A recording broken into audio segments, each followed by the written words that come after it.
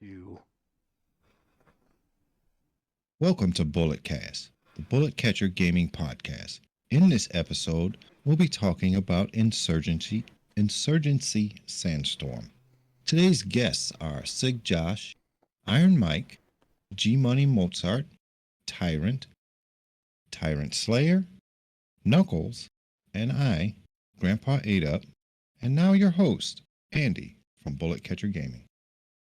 Thank you very much, Marcus. I will say a big shout out for G Money for jumping into this one, and everyone else who's on the podcast and anyone who's in the audience. Thank you very much.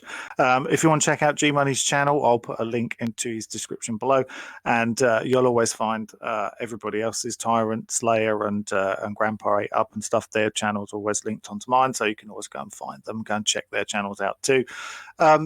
Yeah, we're going to talk about Insurgency Sandstorm because obviously the console release was a week or so ago. So we thought we'd just kind of take an initial dive into it.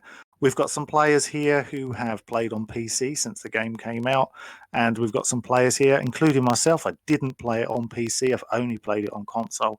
We're going to look at what's good about it, what's bad about it, what works, what doesn't work. There's quite a lot of people at the time when this came out on console last week that were saying, well, that's it. No one's going to play Breakpoint anymore. Everyone's going to play this. We're going to kind of look at that. Is it true? Is it not true?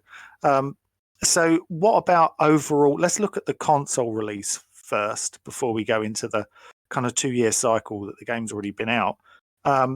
Who's played it on console? What do they think of it? Is it as good as people were saying, or do you think it's been disappointing in any way? What are the kind of overall reactions to the game so far? So, pretty fucking great.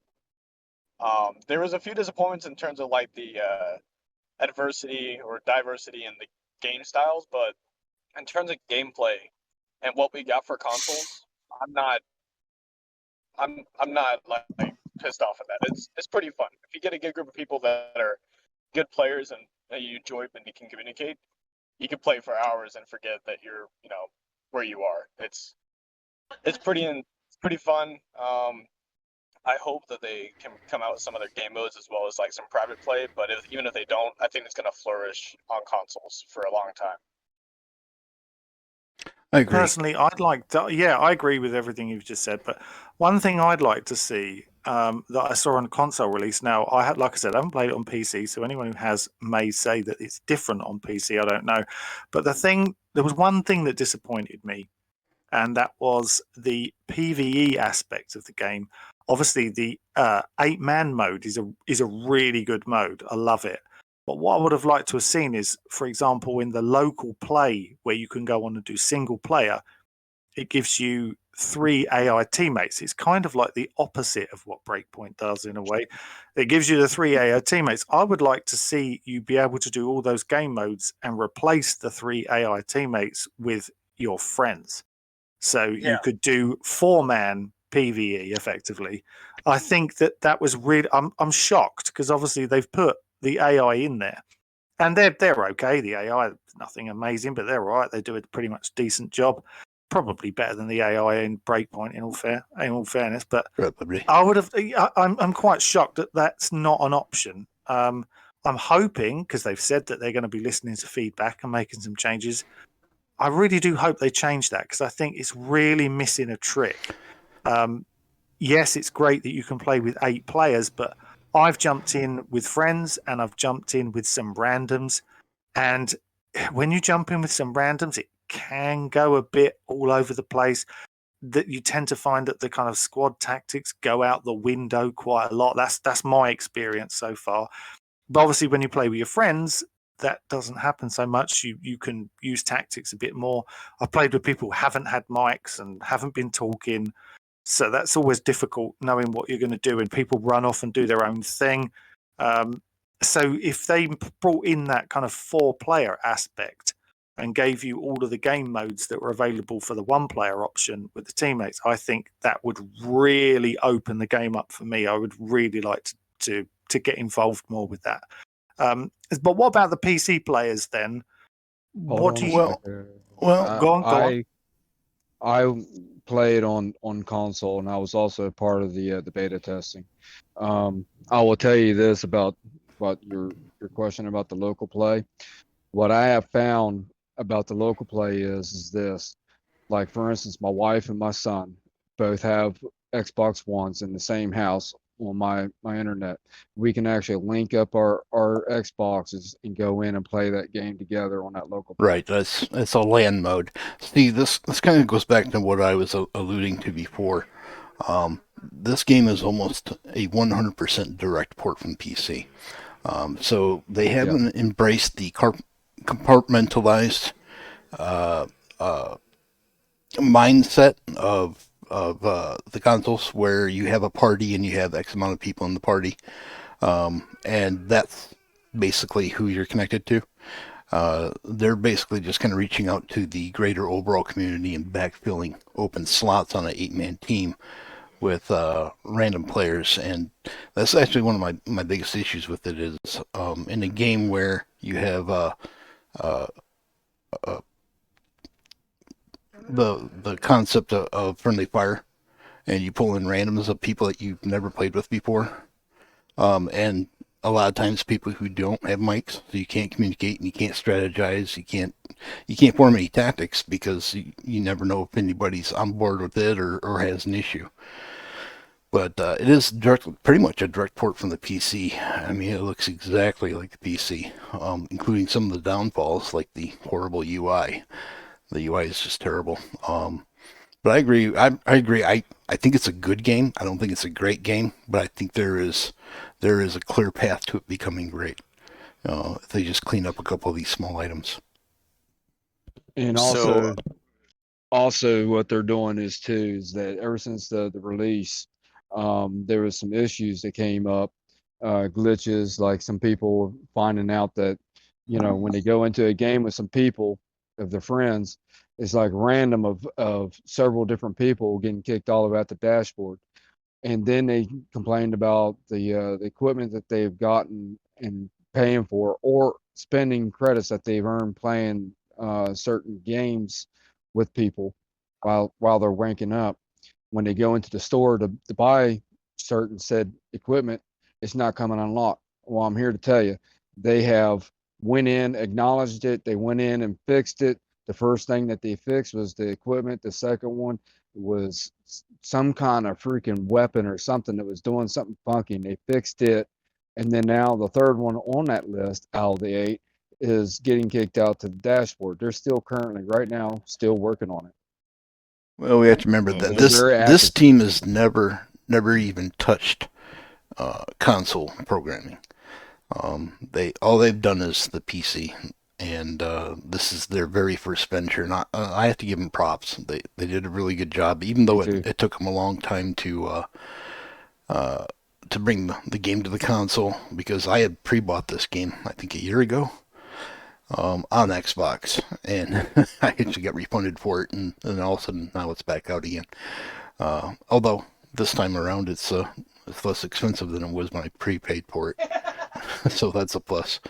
But yeah, these guys have done a remarkable job. It's not easy mapping all those control inputs to basically a 12-button controller. And I think they've done a really good job. And we are going to see some small things here and there. Like I said, this is their first foray into console coding. But they're very, very responsive. And they're very communicable with their community, which is something that a lot of us Ghost Recon players are not used to. I think the one thing... Go on, Grandpa, go for it. I was going to say, outside of the minor issues that I had, I guess the first night, naturally, of having your own PlayStation setup, the way you like it, super sampling and your resolution, once I changed all of that, and I kept getting this error code prior to that and kicking me out the game. Once I reset my resolution and my super sampling, turned it off, I was able to play. Otherwise, it was like every 5 minutes, or I would spawn in and then I would get kicked out to a blue screen with an error code. But since I've done the changes, I've been able to play full games in co-op. Now, I haven't tried the PvP version of it, but co-op. I'm liking it because I know a lot of people that play it. I'm going to jump in with them on that level. So, So just really quick, go ahead. just so in terms of, I was just going to come to you, Josh, and to G Money, because obviously I know that both of you are PC players at heart. If you've had more experience on this game in terms of the PC, the original PC version, how big is this game on PC? Do you think? Because it's really strange that the reaction from console players is that well, this is going to kill off Breakpoint, and Ghost Recon needs to be careful. Yet the game has obviously been out for 2 years, and I never heard that kind of talk beforehand. So, what do you think about the actual game in terms of it being on PC? Do you think that there is, was that talk there? Did people honestly believe that it was going to contend against games like Ghost Recon? Well, so there's a couple of factors here. So obviously, Insurgency is coming from a PC-centric mindset. It's been ported to console, so there's going to be some growing pains while a PC-centric team changes its sort of stance on how the game is designed and aimed at its core audience or players. Console players have a different sort of approach to gaming. I say PC players, when you want to create a lobby, it's not so much, hey, everybody get on this one machine and we all play together.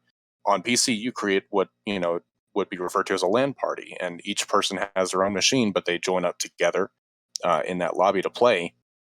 But on console, you can have a group of guys all in one room and play together on that one console. So in terms of the single player that you had mentioned earlier, there's going to be some growing pains in that regard. But I do believe that as they continue to develop Insurgency for console, they're going to get pretty close to what players are looking for, and they'll be able to port over that on-demand single-player system that people have been looking for. I've seen Reddit comments and posts about wanting to have that feature implemented, and it seems like it's from the responses I've seen from developers, it seems like that's one of their higher priorities. I know Tyrant Slayer had mentioned that it is a PC port, and there's going to be some goals that they had in mind specifically aimed at PC implementation, but I think they've gotten a pretty good running start on their console release in comparison to how it's been on PC. But in terms of like the population, you had asked, how PC players really approach this game as compared to like Ghost Recon, Wildlands, or Breakpoint. A lot of the players on PC that have been playing Insurgency and now Insurgency Sandstorm, a lot of these guys are also coming from Milsim communities from Arma or Tarkov. They're coming with the same sort of mentality into this game and the same approach, which is, tight-knit small clans or groups that are already pretty used to playing with each other in the same sort of combat orientation. And this game pretty much flows seamlessly with that same type of small group tactical awareness. It feels when I jumped into it with Sandstorm, it felt as smooth as any other small group game I like with Arma. It felt very similar. As far as playing with console, though, I think the reason that they had aimed at getting it out on console and getting those communities trying to, be built up on Xbox and PlayStation is the PC population can be a little bit toxic in terms of how serious they take it. There's a debate to be had about the level of casual versus serious gameplay or competitive gameplay on PC versus console. Not just in terms of like how you interface with the game, but also the player's skill level there can be a bit of a gap between those consoles or platforms. Insurgency on PC, the population has been dwindling for months and months, and it's been getting harder to find groups to play with, either through just standard matchmaking or with communities. The communities who continue to play it usually bounce back and forth between it and Arma, at least from what I've seen. But with the resurgence of adding console players, sure, you don't have crossplay between PC and console, at least not yet. I don't expect that to happen for quite a while, if at all. Just because keyboard and mouse versus controller in a gameplay like this can be pretty overwhelmingly different. Yeah, well, they already announced that it's going to be cross console, not cross platform. Yeah. Then that's completely understandable. But in having it release on console, you're going to see that population explode, because now you have all these players who have been needing or wanting a milsim style or oriented game on console, and really until Breakpoint or Wildlands, there really wasn't much of an option. I mean, you had Battlefield, but it doesn't really count, not in the way that small group tactical gameplay works. So it's nice to see that the populations for console have boomed like they have, because Insurgency on PC has been dwindling pretty badly for a while. No, Okay, I thank you agree. for that. I agree with that statement.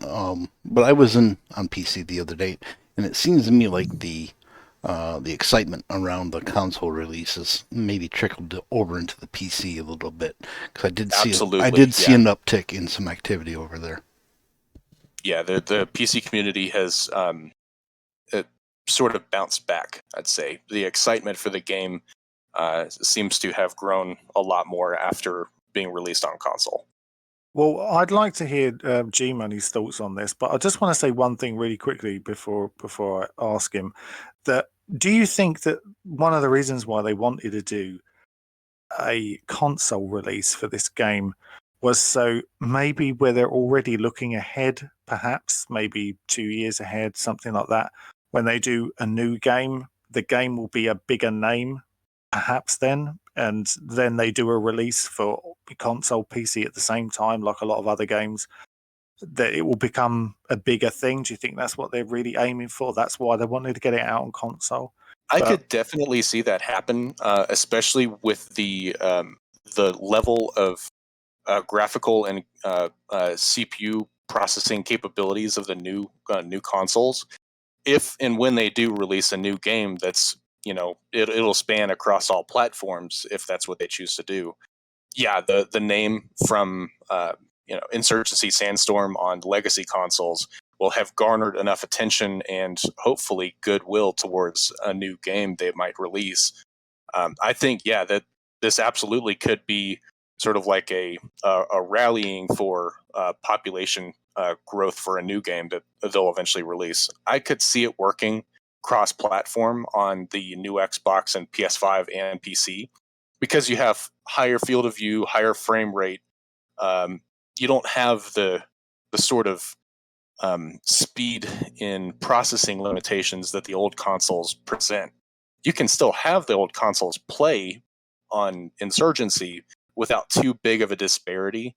But once you started getting into 60, 120 FPS and greater than 1080p quality resolution, you're going to start seeing a pretty big disparity between PvP and PvE capabilities. Okay. So G Money, I think he's still here. I'm here. What's your take on this game, having played it previously on PC? And have you played it on console yet, or you just sticking to PC? No, I haven't played it on console. I'm just playing it on PC. Obviously, with the console release, it did bring some excitement back to the PC players, and it brought people like myself in, and I'm sure others who or maybe in between games right now. Battlefield hasn't really come out. Warzone really isn't our thing. We play Ghost Recon, and maybe we're looking for something that could fill up some time. So it definitely, for the PC players, you can go out there. I think it's like $40. So if you were looking for something different, I think overall it fits a good niche between what people will experience in Battlefield versus something like Arma versus something like Tarkov. It has a nice fast-paced feel to it. It keeps you confined within these maps where you are kind of moving head on from one objective to the next and finding other players or AI bots.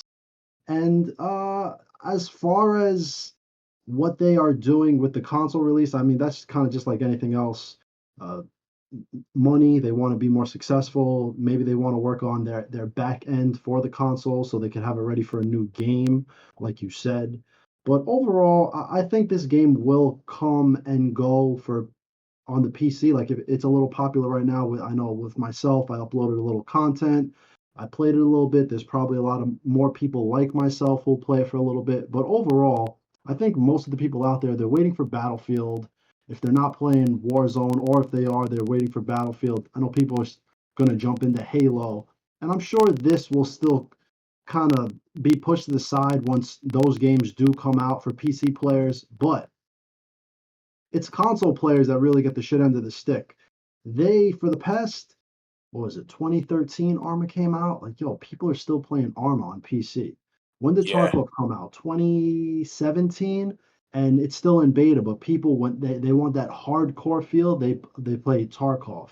It's like PC players really they get the shine in this area, and console players, I mean, think about it. If a console player is saying, "Oh, Breakpoint is dead. I'm playing Insurgency Sandstorm now," like Ghost Recon and Insurgency Sandstorm are not even in the same. It's sad to say this, they're not even in the same category. Ghost Recon has lost what it really should be and used to be 20 years ago, maybe, to the point where now a console player has to go from a Ghost Recon game like Breakpoint to something like Insurgency Sandstorm. So, I mean, as far as it killing Ghost Recon on the console, that's not going to happen because they kind of are two different games at this point. Ghost Recon is still going to, I think Ubisoft Paris is still going to keep Ghost Recon in that stealth type of genre, and games like Sandstorm really fit that milsim tac shooter type of feel. So, well, they could coexist together. It's just, Breakpoint was such a dud. That's not like you can't even bring that up when comparing it to this game. That's my opinion. No. I agree completely. Yeah. I mean, That I makes agree sense. for the most part. I do think it's going to dig deeply into the Ghost Recon community of players. We can see that already. We're down to like 6 looking for groups on Xbox. But you're right. I mean, it's a pretty low they are bar. very much two different games. But there are people that were playing Ghost Recon and trying to make it insurgency like. And wasn't going very far. So I think there's a large swath of players out there that were playing Ghost Recon only because it was their best option at the time, and I don't think that's the case anymore. Yeah. Well, I One think thing I did want to mention is I think part of the appeal with Wildlands and Breakpoint for people who would otherwise enjoy Insurgency or say Arma is the open world. I would say the limitations of Insurgency are the map size and in verticality and say vehicle access. With Wildlands and Breakpoint, it gives you an open world aspect to approaching encounters. Like you could have all these different types of ways to approach an encampment on a mountainside or on a lakeside or in the desert. It gives you the ability to variate the way that you do these tactical engagements in a way that Insurgency is fun, but doesn't quite provide that same sort of experience. And there is something to be said about that for Ghost Recon, even though it and Insurgency are fundamentally different games with different, I guess, game modes or perspectives to approach in gameplay. But Wildlands and Breakpoint both in the way that their maps and engagements and gunfights are designed is, it does provide something that Insurgency still doesn't quite provide. Well, I think. Sorry, just really quick. I think G Money hit the money on the head here, because the problem being is that on console, people have got no choice, have they? Really? I mean, if you want to play a tactical shooter on console, you literally have. I mean, even if you go back to, say, the beginning of the PlayStation 4 and that life cycle all the way up to next gen consoles now, which is what, 7-8 years. What options do you have really other than Wildlands, Breakpoint, and now Insurgency? I mean, are there too many others? Some people might say, "Oh, Rainbow DayZ Six." standalone. Like some people say Rainbow Six. To me, Rainbow Six Siege is a decent game, but it's not a tactical shooter like those games are. Yes, it is tactical, of course, but it's a very different game. I don't think you can even put it in the same bracket as those other games. But what I find interesting is that, like you said, on PC there are so many more options that it is difficult for console players. Have kind of got to go, well, that's all we've got. And I think I can't remember who said it, but someone said it a minute ago about the fact that people have tried to kind of make Breakpoint into what they want Breakpoint to be, as opposed to what the game actually was, if you know what I mean. It's like, we need this to be a military simulation, even though it is, but it isn't, if you know what I mean. It's not a military simulation. In fact, that there's these flying drones and stuff everywhere, and they're quite irritating. But the open world aspect is big enough that it provides a sandbox type of possibilities. And that's why people still play Wildlands. But it's why that game still has people playing it, because that's still all they have, really. But anyway, we won't get caught up too much on that. So let's look at Sandstorm in terms of, what does Sandstorm get right? If there are people watching this and they've never played Sandstorm, what do you think it gets right? What is the fundamentals? I mean, I notice one of the things that I really enjoy about it is the gunplay. I think the gunplay, they've really got that spot on. First of all, the gun sound good, whereas, like, I'm just going into an obvious Breakpoint comparison. I think they don't sound particularly good in Breakpoint. Some of them sound like kind of BB guns sometimes. But just that the way they shoot, I think the time to kill is really good. I just think it's very fluid. Yes, there are some issues. I think graphically it looks a bit dated on console.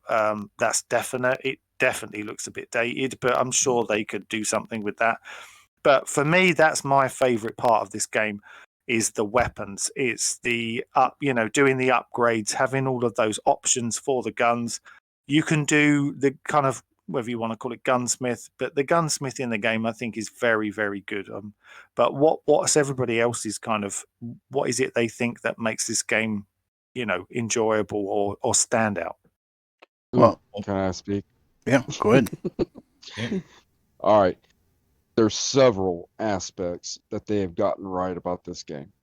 First of all, when you call in an AC-10, they actually went out and recorded an AC-10 doing its gun run to implemented in this game. Just as an example, the other aspects of the game that I love about this is that diversity and unpredictability of the AIs. When you're going in, no matter who you're playing with, you can go into the same map right after you just failed and go in. It's going to be different. If you go in the next day and go in that same map, it's going to be different. If you go into at nighttime, it's going to be different. I mean, kudos to them. It's like they got a randomizer on the AI. It's kudos to them on that aspect, but also it forces you to cover your corners. To me, it put me back into reality of when I was over there clearing rooms and clearing freaking from buildings to buildings, and what me and my teammates had to do at that time in real life. And here we are doing this game. It's supposed to be a game. It's supposed to be fiction, and it's close. closer than what I had expected. You know, I really didn't have all that much high hopes until I went into the beta test. But coming from the beta test going into this game, and this is how many issues they have compared to Wildlands and freaking Breakpoint. Oh, they smashed it out of the freaking ballpark. I was worried that there's going to be more freaking issues than what they had, and they only had 8. Oh, dude, Ubisoft, aka Ubifuck, yeah, you need to take notes of what these guys are doing with a game and how they're engaging their customers, and as to why to follow them to another title or whatever updates that they got. Did you literally just call them Ubifuck? Yes, I did. Well, I've heard so many different variations on Ubisoft in the last 24 hours since Frontline came out. All these new names for Ubisoft Oh, keep what's coming going up. to happen is you're going to be fucked. So you be fucked. Well, that's fair enough. Well, Anyone else? I think it's funny that Anyone they else? have fewer issues on first console launch than on day one than Breakpoint has after 2 years of patching. Well, there's a lot For less every to the game patch as well. that they have Let's ever be brought honest. in. Go on. Who was first? G Money. No, Yeah. I was just saying that the grand scope of what Ubisoft tries to do with each one of their games is very, very ambitious compared to something like this where it's very straightforward. And kudos to the development team, though, obviously. But you know, putting together those open worlds that Ubisoft creates, and they flip it in a matter of years, which is their mistake. For whatever reason, shareholders, quarterly reports, they will literally flip a game in 2 years to get it out at a certain date. And you know, it might come out broken like Breakpoint, but it's definitely these games are definitely two different beasts. Oh yeah, So they're definitely. 100%. Tyrant, you were about to say something. The Sandstorm was just the overall feel of it. Breakpoint doesn't have the same intensity that I found Insurgency to have whenever it comes to like what Mike was saying with checking your corners, watching your six. There's a lot of moments that have made me kind of react to it better than how Breakpoint would have me try to react to those situations. If somebody gets hit, my reaction to it now is immediately, oh crap, what's over in this location? And I'm trying to find cover because I don't want to be the next one to get hit. Right. You're leading more into buildings with flashbangs, frag grenades, or at least I freaking try to. Just everything feels so compact, intense, and you're purely reaction. The plan has gone officially out the freaking window. You can sit there and say, all right, we're going to hit this, we're going to hit that, and that's about as far as the plan goes whenever it comes to like walking up onto an objective. And at the worst of times, even that's going to go shitty. Mm-hmm. It's so genuine. Yeah, The I don't think word I think I want to find. I don't think people realize how much terror plays into the immersive experience because I've never felt terrified to go into a room on any of the Ghost Recons like I do on Insurgency. There's just a sense of terror there. With it still being new, I mean, we don't know the map, even though there's 5 or 6 different locations that we can go to. So until you get the hang of the locations, the hang of the AI, yes, there's going to be that terror feel. But I don't even think that's it. I don't even think that's it at all. It's not just like the terror feel of your team or what the maps are getting used. I don't think getting used to it's going to be a thing. I agree. Just because of the level of gunplay that's in it and how fast you yourself can be killed versus how fast it takes to put down the enemy. Yeah, the time to kill feels really good in Sandstorm. You put a well placed shot into an enemy, and you watch them fall, and it feels good. It's not like some of these generic games where 4, 5, 6, 7 bullets to, Yeah. it does feel nice. Like Breakpoint Now, Now, one. another thing that I want to bring up as well is just the amount of claustrophobia that I get from that game, especially with a lot of those maps that are really in packed tight villages. The refinery being another one where it's got certain lengthy ways where the road goes through, but other than that, it's compact to save space. That type of stuff. It all feels so much more like a maze than any CQC environment I have ever been in with Wildlands and Breakpoint. In Wildlands, you had those buildings you could bust open and go through. Everything felt linear. You knew what was going on. You had easy ways up and easy ways down. You didn't have everything around you that could be. The most was the accessible doors. If any one of those extra ones got open, then maybe the enemy can get out, but you could control that pretty well. In these maps, you can't control that. And the way that the enemies react to you, again, it just feels so genuine. Night maps. You have IR lights, you have IR lasers, you fucking put on nods, and they don't see shit. The second a flashlight comes out, they're calling that stuff out. They're reacting to it appropriately. Shots are going out in that location. It just feels so, again, genuine. Yeah, it doesn't feel and watered it's down. dark as shit in that game too. Well, If you don't that's have funny night 'cause- vision on, it is fucking dark. That's funny because the video that's playing right now off to the side is when you and I didn't have nods at night. Yes. You guys did Oh, the it's same bad. thing I It's did. like a black was- screen. It is black. I mean, But- if you don't have any light in that, especially indoors, which it's supposed to be, if you're in the dark, it's dark. Now, unless you go outside, well, first you got to figure out where outside is because you're just bumping into walls, hoping that you can find outside. And then when you do find it, you're trying to stay outside. Yeah, I mean, 8 and I were Real just quick. shooting reactively at muzzle flashes, and we were just praying to God it wasn't our teammates.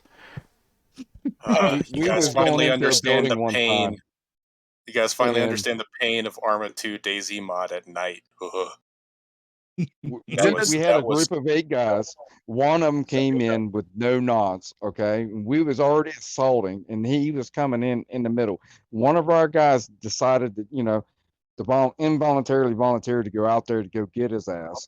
And when he came into the building, he was saying freaking blue coming in or friendly coming in. And then when he brought that dude coming in, he goes, sit right there, kneel down, don't move. You're grounded until this session is over with, and we'll help you get your knots.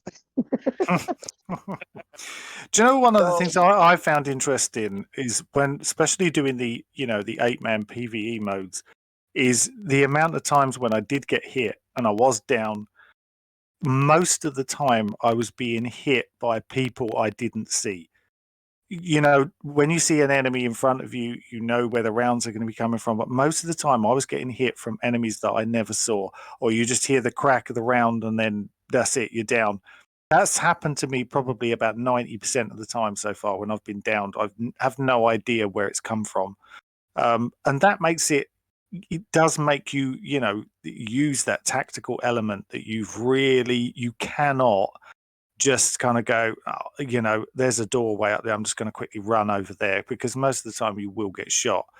And I really enjoy that about the game. Really enjoy that, because it makes you think, and it makes you need to check your corners, and you need to see, right, I'm not going to run past that doorway just in case, and that's what makes it different. And I know we've made comparisons to things like Breakpoint, and as multiple people have said, you can't really compare these games. They're very different games. But like playing Breakpoint or whatever, I very rarely bother, thinking, I need to really tactically move slow past this door. Unless I already know someone's in there, I'll just run past it, and Andy, it doesn't matter. Andy, Mm. you're forgetting about the Nokia ring on top of the. Oh God, shut up. Shut Not up. being able to see, and all the cracks of the shots going by you, and then all of a sudden you hear the. Just out of nowhere. It's this suicide bomber out of nowhere. You're like, oh shit. Yeah, you hear that damn phone ring, Well- man. You got about 2 milliseconds to react because I otherwise you're remember- dead. The Or very the flying first drone game, that comes in and blows up. Yeah. the or very the first tank. game that I played, about that, I was playing with a group of guys. It was the most awesome game that I played. They all had mics. We were all moving tactically. We were moving slow. We were moving methodical. And then all of a sudden, one of them sits there just off to my left. All I hear is, "Did somebody just call a phone?" Everybody in that party stopped and died. Absolutely died. Nobody could move. We were all busting our asses so hard. Somebody ordering pizza. Yeah, a suicide pizza. Yeah, and that's the great thing about Insurgency is it introduces a level of awareness that you have to have on a console game that really you've not had to or had the chance to experience before. Yeah, you've had difficulty levels ramp up as you change it on Breakpoint or Wildlands. You can increase the visual cone or the distance they can see you at, or change like how loud you are is how easily they can detect you, that kind of thing. But like AI on Insurgency, man, you slip up and they'll come through that door and blow you up before you realize Oh yeah, what they'll just heck happened. about you. You Yeah, gotta think it's like about what it's like position you have you're to gonna be at, you what have to think cover you're about. gonna use. It's Just like, can I everything. go through that doorway? If I go through that doorway, are there going to be rifles aimed at me and just drop me the moment I open it? Like, you have to be real careful. Hell, even trying to kick down a door, you don't know what the hell's on that other side. It could be 5 of them, which I did. Mhm. I'm like, what the fuck? I killed 2 of them, but the other 3 gang baited me. Yeah, like 4 of Yeah, them I was laying playing prone on the floor. Insurgency. Sons of I was bitches. playing Insurgency, and I had just gotten off an armor run, and I thought I was some hot shit. I load up on a just a single player run in Insurgency, and I'm clearing rooms, going through doors. So I'm thinking, I'm unkillable right now. I'm picking up weapons as I run out of ammo, and then I turn a corner, and there's Allahu Snack Bar right there with a bomb in front of me, and blows us both up. And I'm like, what the fuck just happened? And they like, defend their freaking caches. I tried to go in yeah, and freaking plant it, and freaking next thing you know, I get freaking hucklebuck from the rear, and I'm dead. yeah. I'm like, what the fuck? Now, the one thing I do like really about this game is location and communication, because depends on where you are. If you're like in one of those halls and your teammates talking, it echoes in there. Yeah. Now, if you happen to be in like in the open area, yeah, it doesn't echo as much. But if you happen to be in a certain particular building and it's got a high ceiling or a long hallway, yeah, it most likely the audio in the game is also alerting the AI on your position. Wait, Mm-hmm. wait, really? Mm-hmm. Oh yeah. Oh. If you, Dude, I didn't even know that. I thought it was just like your gunshots or like your character movement. I didn't even think the character voices. They alerted look for them. laser lights. They look for flashlights. They look for Wait, everything. you Sound, saying steps. things If like- you're kneeling, What if, they're what not if your going to hear character you as much. yeah, try it Huh? one time. Just try it. Use game chat, and then you'll notice the difference as far as sound, as far as your teammates' sounds and everything, and the sound closer you will are to your travel. teammates, the louder it's going to be. The farther away from your teammates, the lower their voice is going to be. Right. And then if they happen to be left or right of you, the sound is in that particular ear. Yeah. Well, If yeah, they're it's that behind you, positional. they'll make it sound Yeah, like it's see, behind you. I'm having a lot of issues with positional audio. It's basically not even there. I get shot at, and I can't even tell you where it came from. Have you come out of the party chat and just played game chat, dear Tyrant? No. Party chat doesn't give you your sound effects from the game. I'm talking about the sound effects from the game themselves. And that's what I'm talking about. Have you come out of the party chat and then played in the game chat itself? But it's irrelevant because it's game sounds. Game sounds don't come across the party. All I'm saying is that the positional audio is not positional for me. It's basically everything's right in front for me. That's one of my biggest issues right now. I concur on that because I've watched some of his streams, and that's exactly what I'm hearing too, where it's coming from his front, and you don't hear the steps to his right or to his left or coming from behind him or anything. Did you change the settings from stereo to headset? That might be a console audio setting you need to change. Might have to put it into. It's the same for both Xbox and PlayStation 5. Yeah, and I went But through and definitely- I tinkered with definitely the positional audio settings because typically if you go in and change your speaker configuration to headset, it will enhance your positional audio. Just quickly, so I know someone earlier said about the fact that they said that they are going to be making some changes and that they're listening to what people are saying, which is obviously always good. Are there any particular things in the game at the moment that you think are that we talked about the issue that I mentioned earlier, which I think Josh, you said, I think it was you that said that they're listening and you think that one will get changed. Is there anything else in the game other than perhaps Jeremy, you saying about the positional audio? Is there anything else that you think that really needs to be changed or that needs maybe tweaking that they need to be looking at and saying, okay, you know, that is anyone seeing feedback out there that's people are saying, look, this really needs to be changed? From my personal experience, my personal time playing it, I feel like the supply point system is good. I just think it needs to be brought up a little bit, maybe roughly to about, I don't know, 25 to 30 at most. That or some of the attachments and the weapons need to be changed in their value. An M4, a smaller carbine M16 should not cost roughly about 5 supply points. Now, I don't know if that's on purpose, just because it's like its popularity of it, or what the purpose is behind it. If there is a purpose behind it, I'd really like to know. But to me, it doesn't make sense. I think there is a purpose behind Whereas it. I think it's forcing you to plan ahead a little bit. And that's one of the areas I would like to see, and I know it's probably not going to happen, but this game would lend itself well to the pre-planning phase of Rainbow Six. I haven't played it a lot recently, so I don't have all the checkpoints memorized, but it sure would be nice to have a tabletop where you can say, well, this is going to be objective A, this is going to be objective B, and walk through a plan before you go out there, because right now it's just like all of a sudden, now we got to go to Marker Bravo. Oh God, Josh, I don't know if you've played this game. There's a game that was boasted to have Ghost Recon, an old Ghost Recon dev on it, that is purely like a immersive CQC experience, and it's only for PC. And I've seen YouTubers like Controlled Pairs play it. I've not seen other people really touch it, and I can't for the You're life of talking me. about Combat Arms, are you? No, it's not Combat Arms. Okay. Oh gosh, I'm trying to remember what the frick it is. Maybe It Calver. had a room.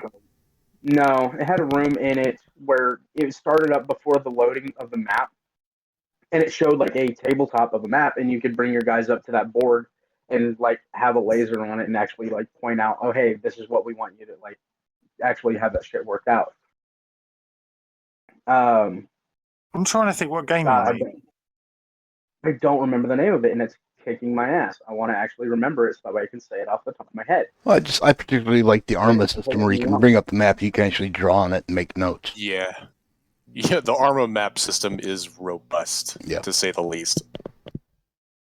But personally, I think with the supply point thing, M4 is supposed to be like modular. What people call it, the Swiss Army knife of guns. I don't really feel like it's the Swiss Army knife of guns. I noticed that it's got like a lot of different modularity to it, and that's great. But I don't like how limiting it can be, just because of how demanding in supply points it is, just to get that weapon into your kit alone. Well, that was kind of that I think needs to be improved. That was kind of my bigger point that I was trying to get to, was if we could see and devise a plan prior to going in, we would have a better idea of how to kit ourselves out and make better and more efficient use of those kit points. I would also like to see some of those points get brought up a bit, like for things like the AT4 and the C4. I like that both of those are roughly about the same price, and it gets more expensive whenever you talk about like RPGs and MOS. I almost think the AT4 should be brought up more, just because of the limited capacity that it could operate with, unless you're wanting to just like air out a fucking room before you ever step foot into it, which is awesome. But what the most that you have come up against is fucking technicals if you're playing on the security side, and I guess choppers whenever you're playing as the insurgents, which is a bitch on its own end and better off staying inside. I don't know. I think that just some of that stuff kind of needs to be tweaked around a little bit, so that way you can better prepare for situations you're not sure you're going to come into. The most you get is a map screen, like, oh hey, you're going here. You don't even get like an actual map of the area. Yeah, again, sum it all up. I just think it needs to be redone a bit, where not much, very, very small measures. I want to make sure that's clear because I don't want it to be like absurd. Just little bits here and there. Yeah, that makes sense. I've got a question that I want to ask G Money, because in terms of, I've seen quite a lot of content creators on YouTube, since the console release has come out, making a lot of videos about Sandstorm. As another content creator, and obviously I have seen you've made some videos recently on Sandstorm, do you think this game has enough in it for someone to kind of really push hard as a content creator and create many kind of videos and guides and things like that, which a lot of people enjoy, especially when I remember when I got into the Division 2 at the beginning of that game, and there was a lot of channels that kind of popped up and going into guides and to do this and grab that and how to level up quickly and all this kind of stuff, which people enjoy. Do you think this game has that, or do you think you'd struggle with it? Like as a content creator, do you think you could really push content on this game? I mean, what is it, a 2-3-year-old game now? Yeah, as far as like walkthroughs and things like that, I mean, I don't know. I know this. Like I released the video today and I used basically, I like to make these videos. Sometimes I make them in Breakpoint. They're like theatrical gameplay videos, right? We talked about this last time where I do the editing and all that. You know what I'm talking about? Yeah, I saw your Snake Eyes video and I loved the editing on that. It was exactly great. like that, right? So now, someone from me or someone like me, I could make videos like that very easy with Sandstorm, which I made my first one. I released it today. If anyone wants to go check it out, where I use the replay system. Now, that's not saying that you're going to be successful, because YouTube is all over the place with its algorithm and how it pushes you and what your own community even clicks on. So, I released a Ghost Recon video. I could basically release a Ghost Recon Breakpoint, blah, blah, blah. And it's like, all right, cool. Enough of my community clicks on it where maybe it starts getting pushed into other people's recommendations. But I put Insurgency Sandstorm, blah, blah, blah. And if only a couple hundred people click on it, or not even if it's the greatest video in the world, at a certain point in time, as a content creator, sometimes your own community or the YouTube algorithm just spits in your face to where you're like, all right, let's keep it moving. So I guess it's kind of like, you could say yes, you could make as much content as you want and hope that your community accepts it, that the YouTube algorithm maybe picks it up and you start gaining subs from it. But then also, you could make content and it's like, nope, this isn't working. It all depends if you love the game so much that you want to make content with it. And for someone like myself, where I like to do things where I could take maybe the replay mode and make a little movie from it, it all depends if, one, I want to spend the time to do that over and over and over again and kind of like fill that niche. And then two, are people going to click on it and kind of push the algorithm to scoop it up and bring in more subs? So, it really all depends. You have to love the game you're playing, love the content you're making, to sit there and deal with month after month after month, no clicks, no views, no comments. And you could do that with any game if you just love making content, love playing that game. But as far as this, for me, maybe I'll play it a little bit, I'll upload content, I'll put it in my rotation, I'll live stream it every once in a while.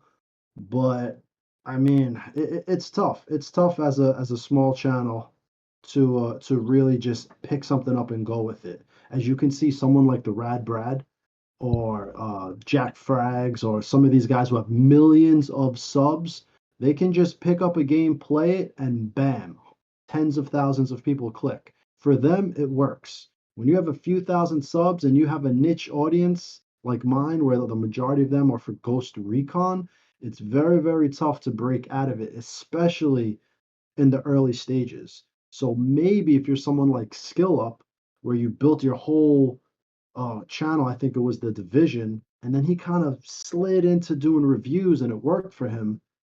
It's like as far as content creation, it's very, very this content creation game is very weird. As far as loving a game and making content on that game because you love it, I mean, anybody can do that. Doesn't mean you'll be successful. You know what I'm saying? So one thing I was going to mention, right now, Insurgency Sandstorm is the highest selling game on the Xbox store. It's going to be generating a lot of Google searches, clicks, hype. and hype. Yeah, you're going to have a lot of traffic that the algorithm is going to see and pick up on, and if you match that traffic during the peak time, which is right now because it's just released, you're gonna have people probably coming in who aren't already part of your community, but they're looking for that content that's, hey, I'm new to this game because it's the highest selling game on Xbox and I want to get at it. I've never played it before, but this looks awesome.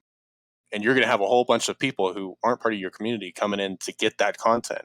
Yep. If you're making that, you can be like, hey, I do these kinds of videos for Breakpoint, but we're gonna branch in, try this new game, show you guys the ropes, that kind of thing. You can do some like intro level content awareness for videos like that, but eventually, with a game like Insurgency, it again does fall into the sort of content that you would make for games like Tarkov or Arma. Say a really popular streamer for Arma is Soviet Womble. And normally, when you're watching Arma, like on a live stream or YouTube video, if it's not like just dumb, goofy shit that you do in game, it's very tactical, and you could get bored really quickly if it's not constant action. So, if you wanted to do constant content for something like Insurgency, you could do some intro level, hey, here's some beginner tips and tricks that you can do for this game. You and your squad can get together and try these out, and check back on this channel for more tips and reviews and whatnot. But eventually, if you wanted to continue with consistent content for a game like this, you would want to kind of fit into the same model that has been successful for others, like say Soviet Womble. No, that's a good point. I have never actually watched Soviet Womble, so I will. He's hilarious. I'm going to go and check him out. Actually, it sounds quite interesting. He's got a really good review series for DayZ and Arma, and how it basically exploded the entire series of tactical shooters, combat shooters that we have nowadays, like even the Battlegrounds and King of the Hill style games like PUBG and whatnot. They're all a direct result of the original DayZ mod and the series of mod flavors that came out with it. I've just looked him up. I've just looked him up. I have seen his content before. But he's got great content, and that's the kind of thing you'd probably want to fall into with a game like this.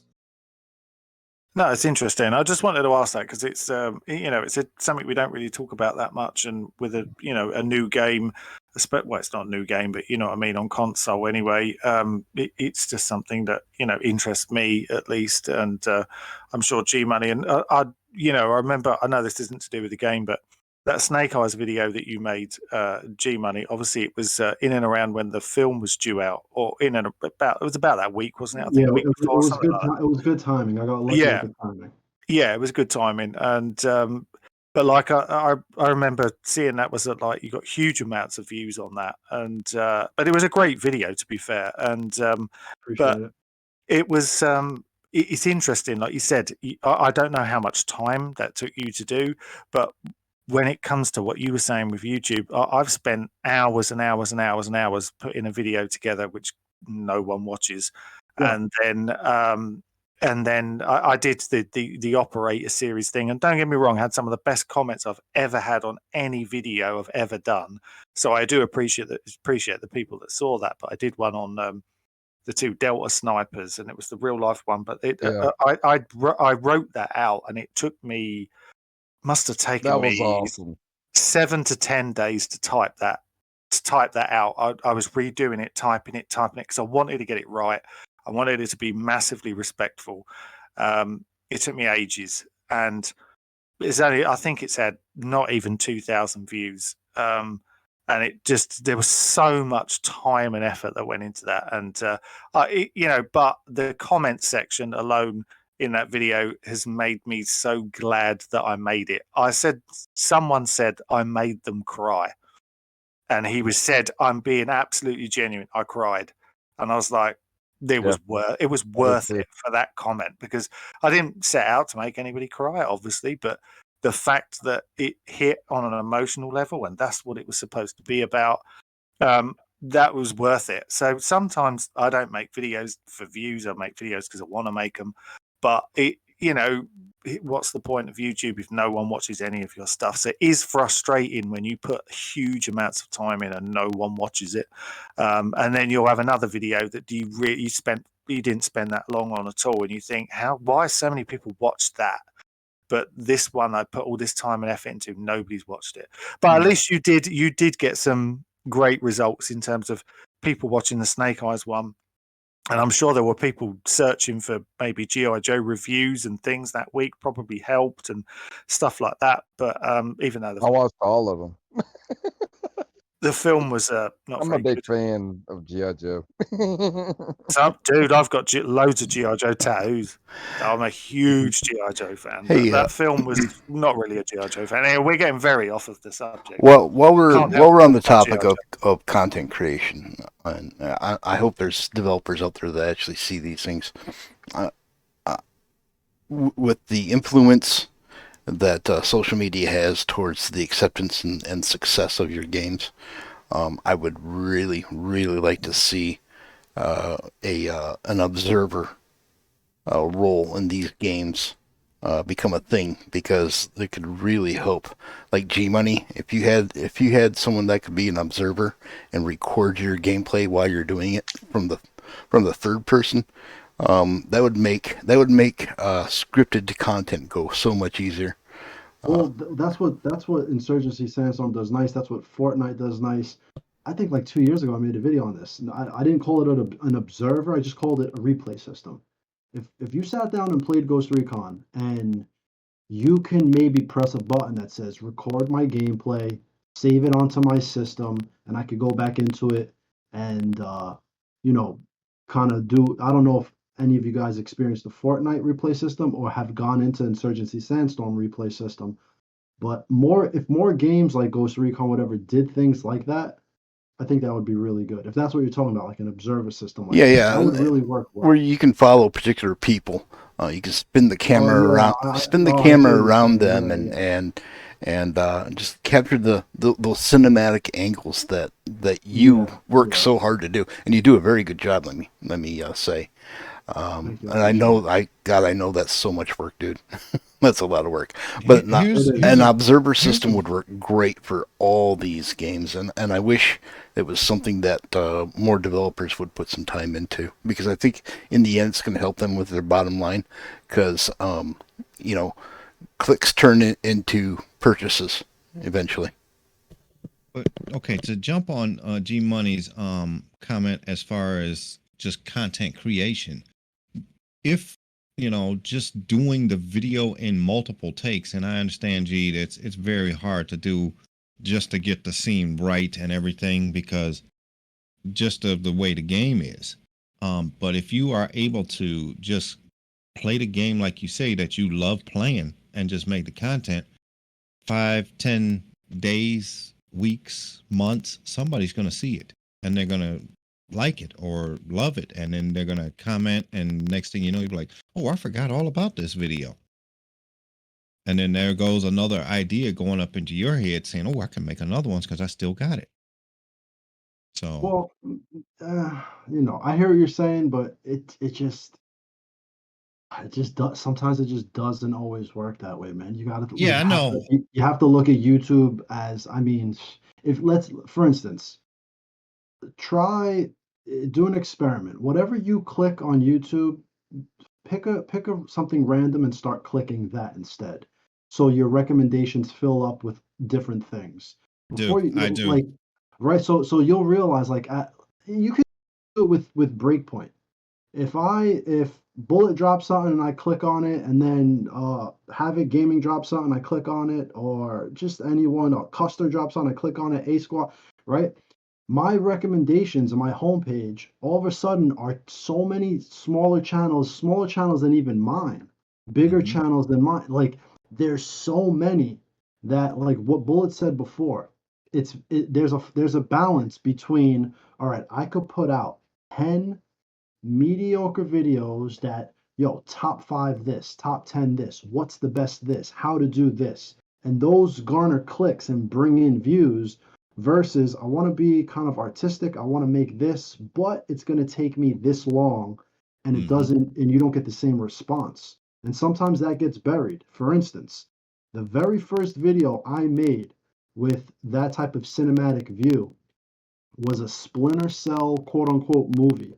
I shit you not, it took me 4 months to make this thing. The movie is an hour and a half.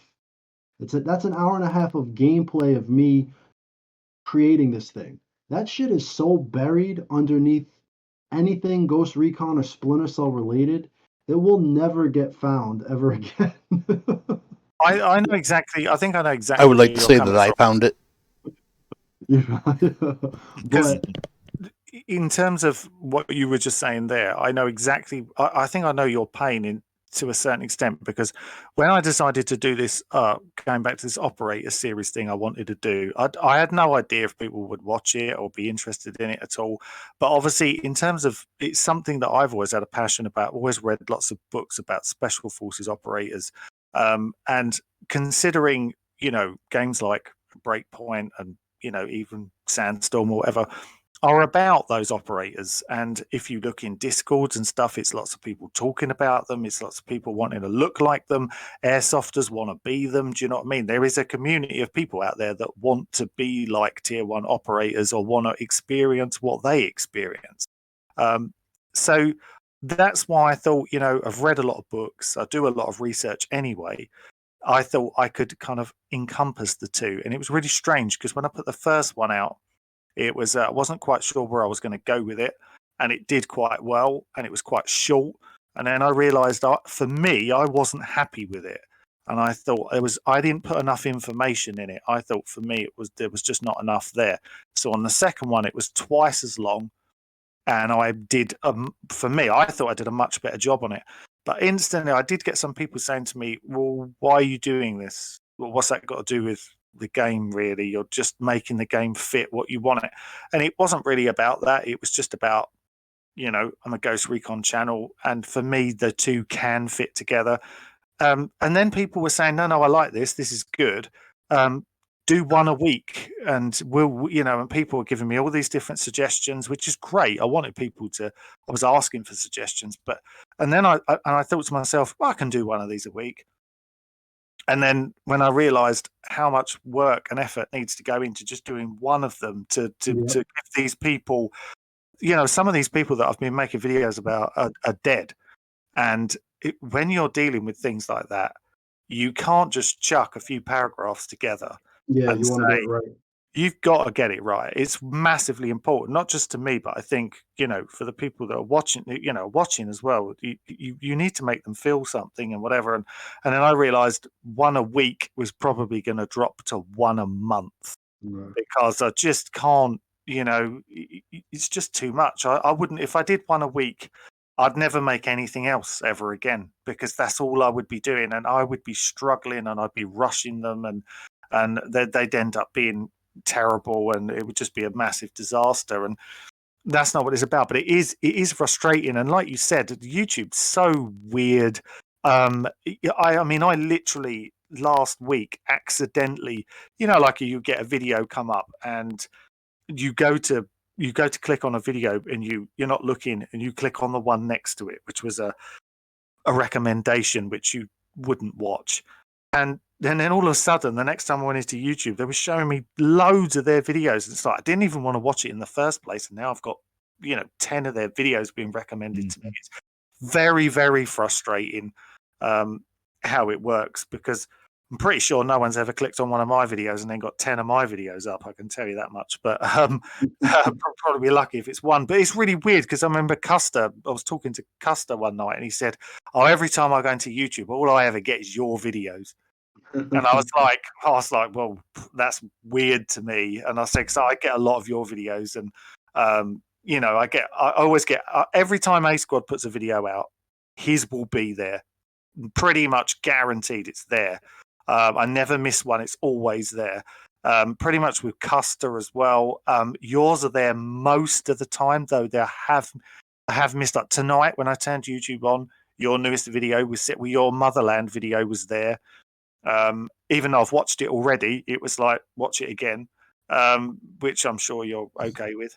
But, but that's so weird. It's because I've seen it already and it's there again. YouTube is just a very strange beast in terms of how it works. But sorry, was that you, Mike, who was about to say something then? No, I was agreeing with you Yeah. about YouTube. It is really weird. Because even when I don't even watch your all's videos, sometimes, just letting it build up to see what all is going to be there. Because whenever I get in the mood to watch your all's videos, I like to see a bunch of them back to back. And freaking, well, anyways, next thing you know, I come in there one day and there's like, everybody is there on recommended. I'm like, what the hell? I was watching wrestling. Yeah. Yeah. Yeah, but that's so true, though. If you literally now put on YouTube, as G Money said, do as an experiment. If you literally go and search something random into YouTube now, and then just put, like you said, wrestling, you'll get all sorts. You'll get things from the 80s, 90s. You'll get bios of wrestlers. You'll get all sorts of stuff thrown at you. It will just completely fill up all of your recommendations. It's very strange. Even if you just wanted to look up one specific part of wrestling, it will give you a massive load of wrestling stuff. It's really weird. It's really weird. Yeah, and then you'll get people that you've watched. I've had channels that I watch over and over, and I have done for years. And then I'll see one video of theirs that comes up. I think, oh no, I'm not going to watch that now. I'll watch that another time. And then it's like they don't exist to my YouTube recommendations because I missed one. Yeah. And you're like, but I've watched the 100 before that. I just decided that one was longer and I'm going to leave it for another day, or when I've got more time, or, whatever the reason is, I'm going to hang on and watch that later. And it's like, and then there's been 5 more since, and you didn't even know because they're not there. Yeah. And it's like, well, you didn't bother watching that, so we're not going to let you see these. It's just so strange. Yeah, YouTube's a strange beast. Not all good videos are winners, and not all winners are good videos.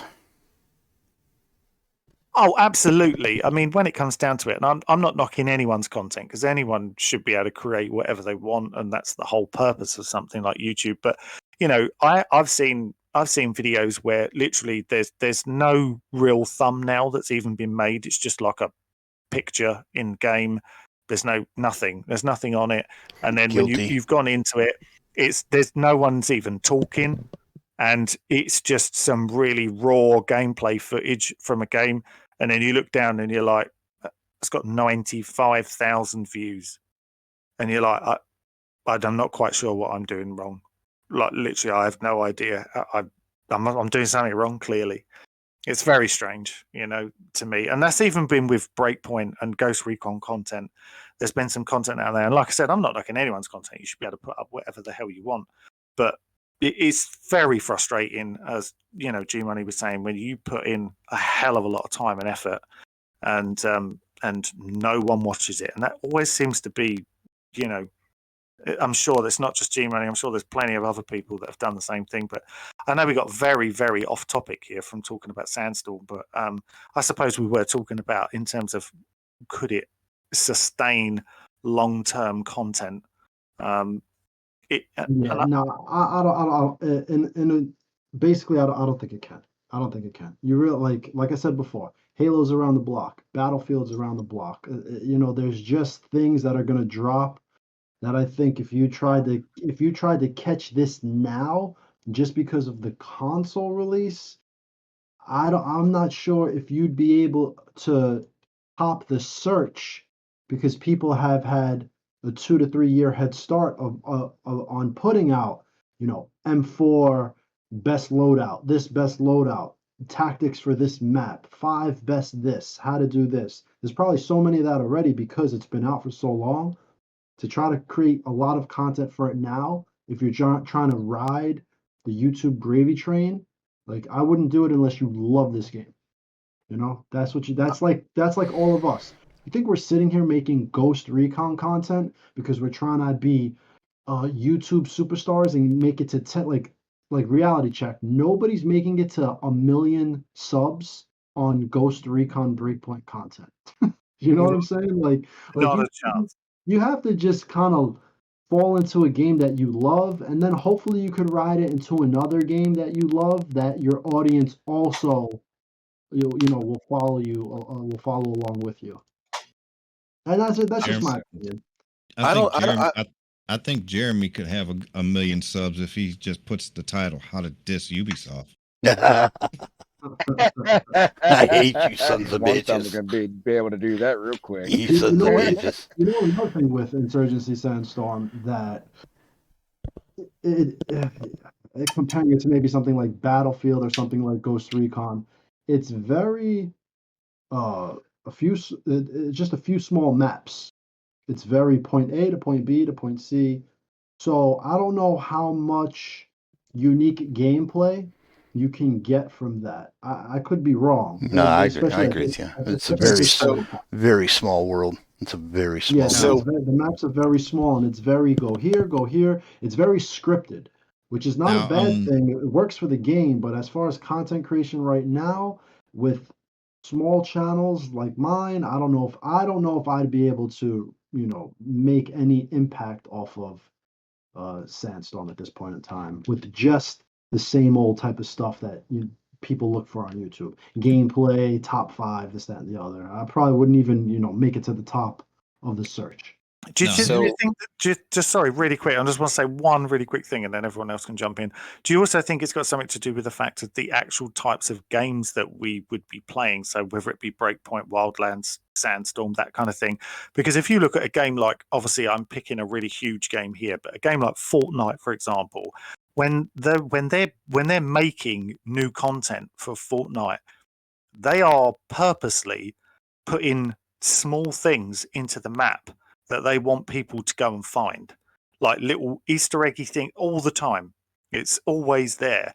And for content creators who then go, I found this, and that's the name of the video. I just discovered that. There's this hiding in this. I found a chest which is over here. I mean, I'm sure everyone here, I'm sure, has heard of Ali A. Whether you like him or you don't like him, because I know some people don't. I've never actually heard of him. Okay, well, Ali A is a massive. He's massive YouTube. He's huge. He was a Call of Duty YouTuber, and then he gave that up to be a Fortnite YouTuber. And his videos are pretty much, I discovered a chest here. I found this up in this tree. And it's because Fortnite the developers are creating this in a way, they are trying to help out their content creators because they know content creators drive people to the game.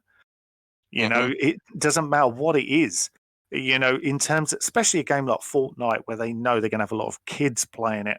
And there are other kids who don't have it. And then they're watching these videos going, I need to play this game, and so they realize that there's a relationship there between the game and the content creator. Whereas in like Ghost Recon, there isn't really. I mean, yes, there's a couple of There's a couple of Easter eggs here and there, but they're nothing to really write home about. Like if they did every update, they added some things in that people didn't know about. Suddenly, you've got things for content creators to talk about. But would you need that or want that in a tactical shooter? No, you wouldn't really, would you? Because it's not what you're playing the game to find an Easter egg for. So I think there's that. Here's something to think about. Initially, we would think no, but we could think about how Ubisoft develops their games and injects new content. For instance, Maria's Shop versus, okay, there's a big update, and let's say let's use episode 3. What was that? That was Red Patriot, right? Let's say in Red Patriot it was not only the 10 missions and then Trace Stone that we had. Let's say in every province there were also Boldark agents roaming around these provinces, kind of almost like quote unquote rare. I don't know if you guys play MMOs. They're basically called like rares, where they're like named elites. Ignore the elite part, but basically there are let's say there were soldiers in every province that you could go hunt down, and they had a specific type of gear on them that instead of purchasing it at Maria's shop, you acquired that piece of gear. Being that Nomad is behind enemy lines, it would work in Breakpoint to kind of utilize a system like that, to where you got this piece of gear from this boss, got this piece of gear from that boss, you got a new helm here, because it fits with the looter shooter tiered loot shit anyway. They could implement something in that in a quote unquote tactical shooter like Breakpoint. I don't know how they would do it in a different type of Ghost Recon, but just looking at Breakpoint, I think there would be ways for Ubisoft to make things kind of fall down that type of path. Instead, they just go, here's 10 items and we put it all in Maria's shop. It's not like we have 10 items and they're all in the world on rare quote unquote bosses. That maybe it's a patrol of wolves. There's 10 wolves and one of those behemoth drones patrolling with it. And it's like, oh shit, I found it. And then you kill them and boom, it drops a helm for you, one of these new masks.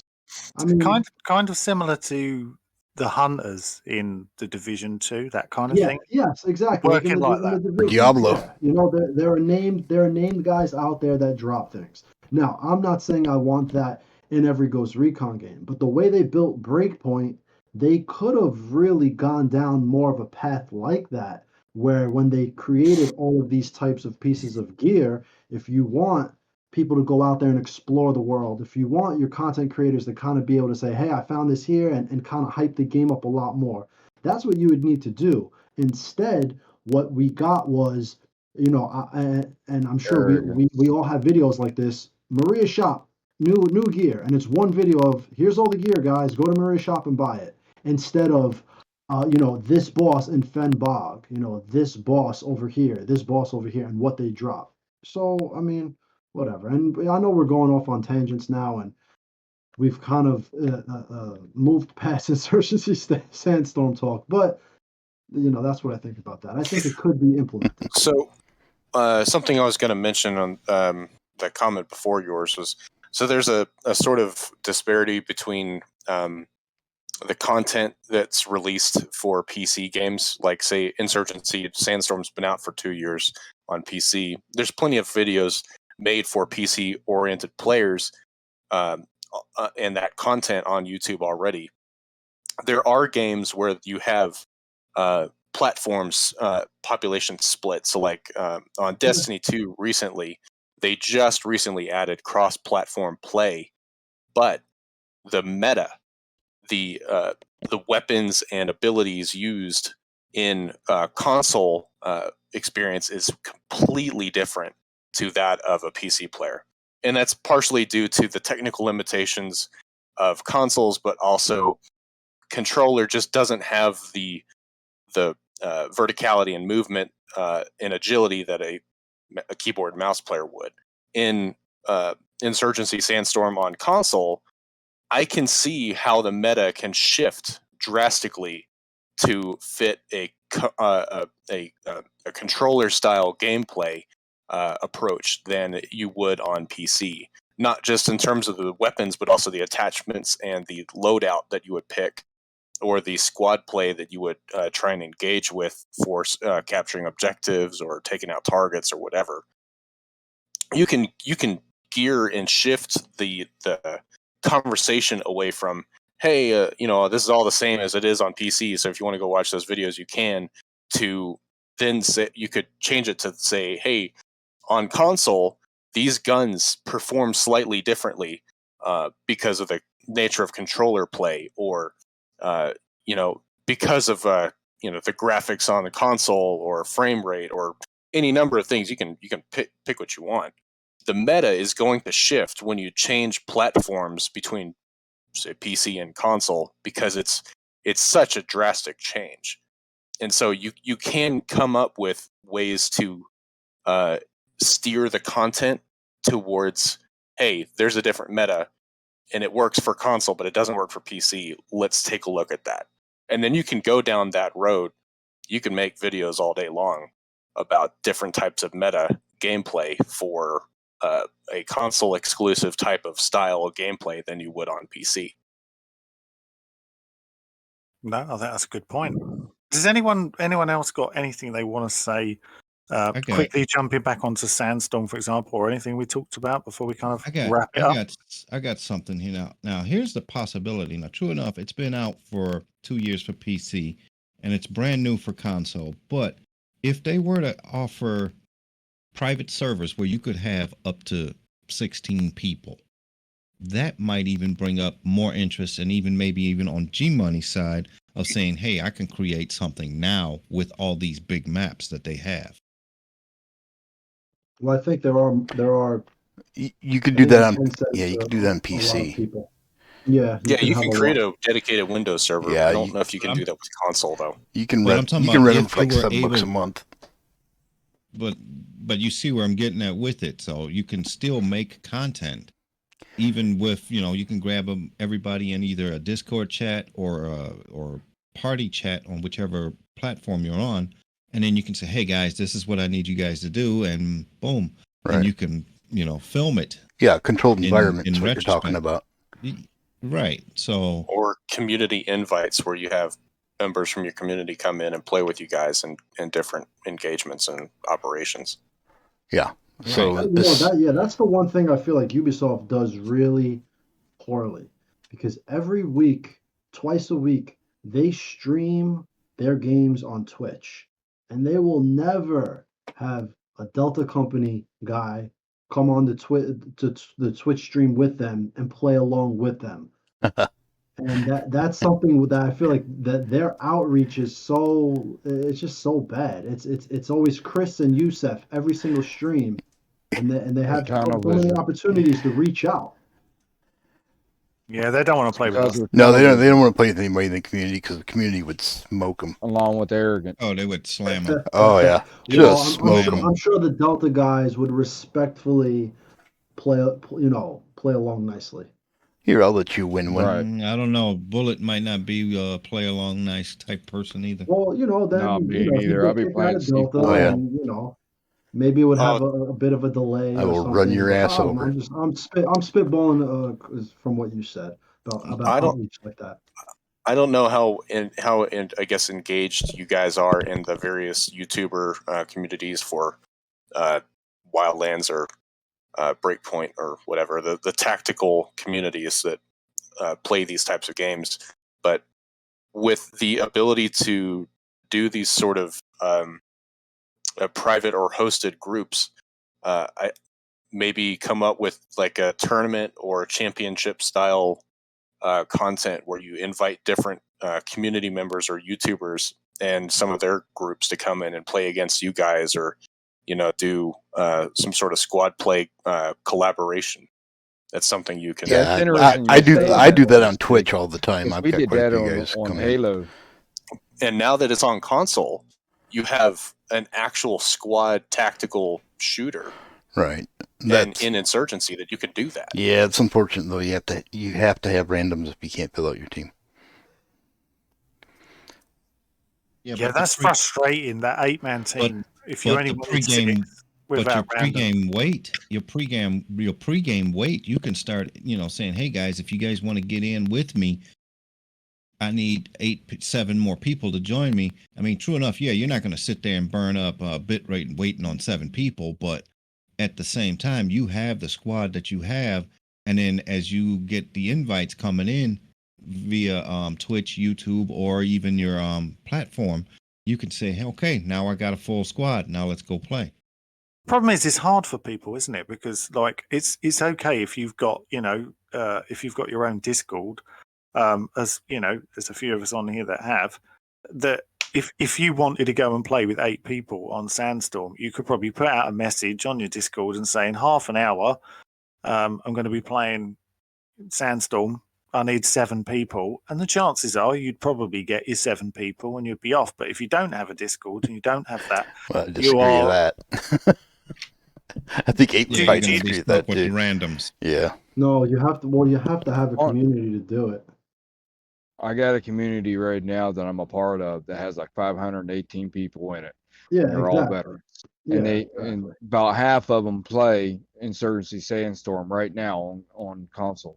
And some of them are talking to me right now on Xbox right now, trying to see when this podcast is going to be over with so I can join them.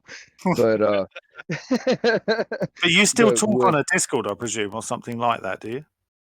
yes, I do.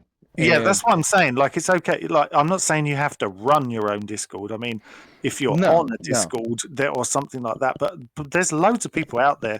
I've had people in YouTube comments before saying, "What is this Discord thing you keep talking about?" And they don't even know what it is. And it's like there's same still a lot here. of people that don't want to. They just don't want to. I mean, Bacon Soldier is part of the channel. He hates Discord. Can't stand it. I actually He brought hates one of using them it. in. He can't stand using it. He doesn't like doing anything on it. He hates it.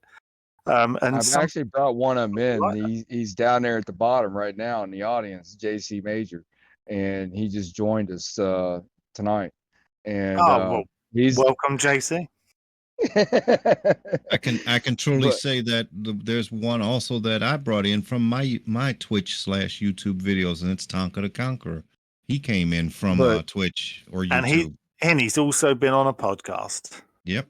so Yes, the indeed. the issues that you're all talking about, the 8 members and everything, I'm telling you right now, when you get used to the mechanics of how they have it laid out and to play the game or get it set up and everything, if you got the people and you get in there and somebody's lagging or slacking or whatever, or went to the bathroom, whatnot, and he hadn't joined in yet, the leader can start the mission as long as everybody's at the menu and they join the squad. Okay, you can get all your people freaking lined right up and pull them right into that game. If some random punk comes in, sometimes you only need like 2 votes, sometimes you only need like, I think it was like 5 votes. And I'm telling you what, freaking the vote on the missions and everything is a lot easier. Everybody just totally freaking annihilate the voting system, so it's real easy in a way to get your game set up to where you have your squads, and it's not really all that hard and difficult. And right now I can get like 7 people easy peasy to freaking get together and to freaking go into Insurgency anytime I want. And No, that's good. I'd That's rather good though. That is good. But obviously, there are a lot of people out there that will struggle to get 7 people. But obviously, you can jump in with other people. But some people don't like that either. I mean, I recently someone was saying to me that they still play Wildlands and they jump on and they get randoms come in with them and the randoms just chase after them and kill them. And which Yeah. I think we've all had that happen to us at some Yeah. point. Well, Probably. actually, I'd like to make a suggestion too for those of you who's still playing Breakpoint. And you said from before, you said you don't really get that sense of fear. I know a lot of people play on immersive mode. I recommend this. If you don't have your old profile with old gear and you want to really play hardcore Breakpoint where you get shot and die, start on tiered mode from the beginning, save your beginner gear, Get the highest tier level you could get. If you can go into a raid and get 300, do it. Then put your lowest level gear on and watch you get shot up and die every second of the game.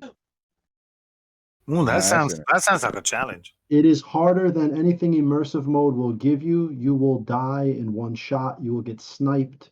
You will not be able to handle your own in any firefights. It's like it's too much. You'll get to the point where you start putting on higher level gear.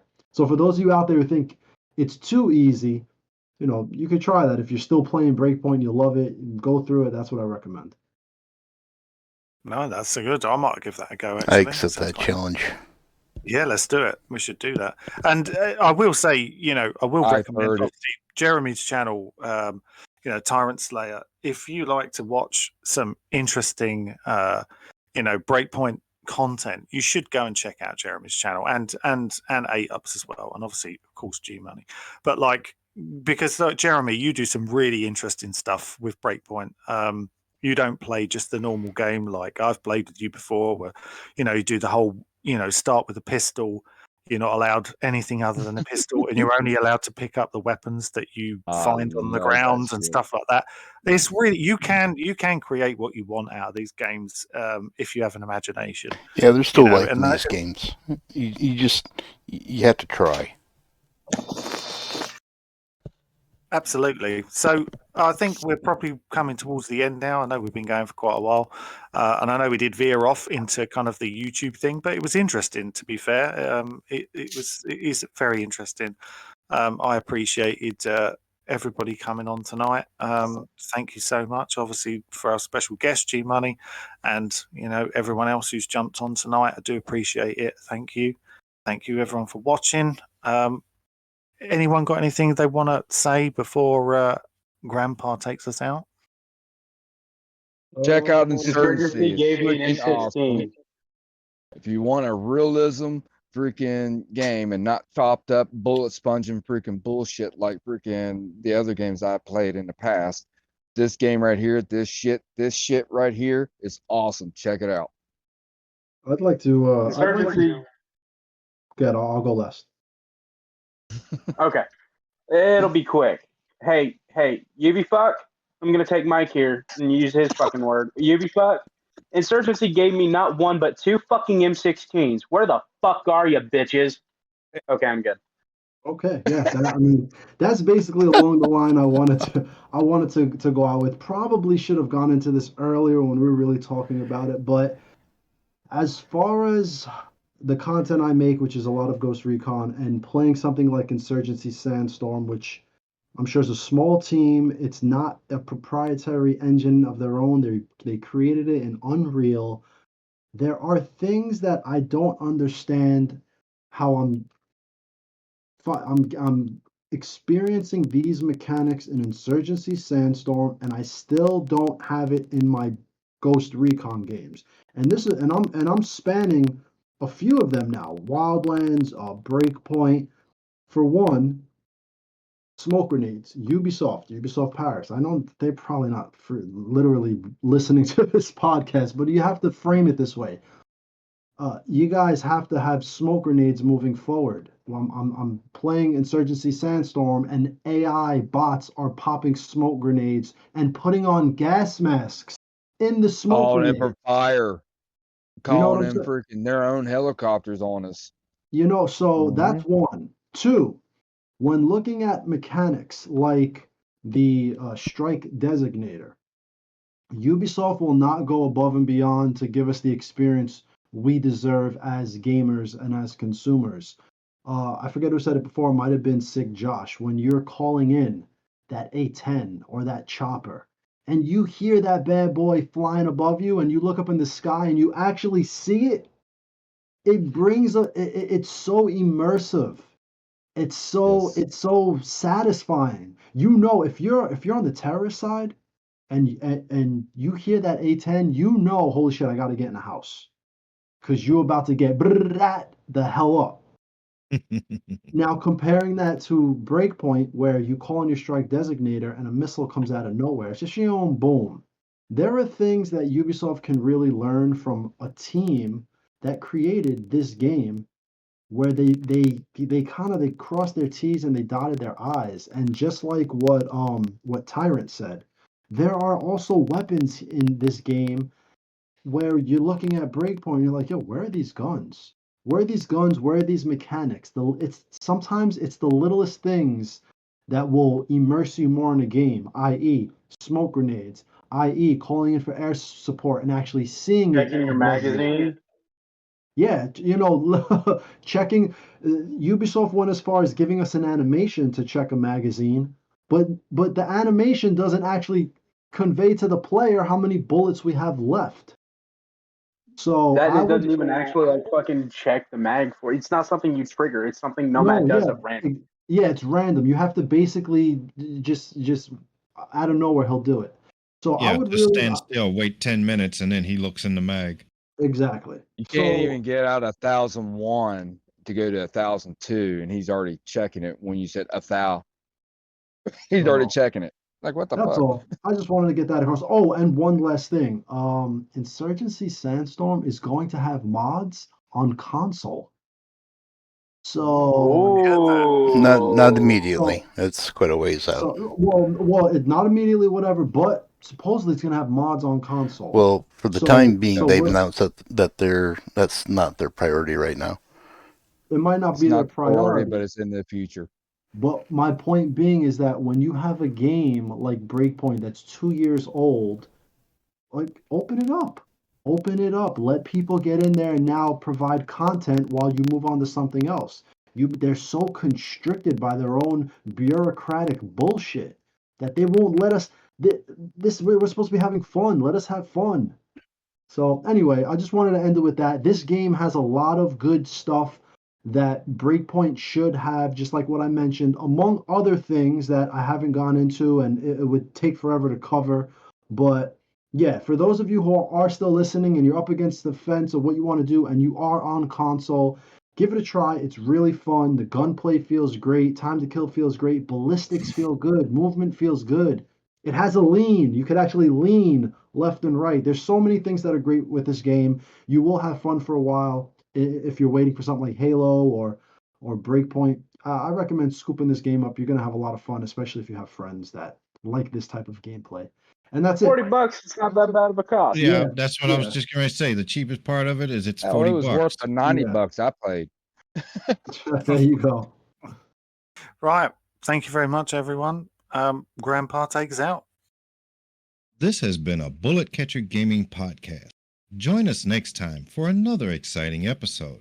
Join us on the Discord. The Discord info is in the description. Comment, like, and subscribe. Signing off.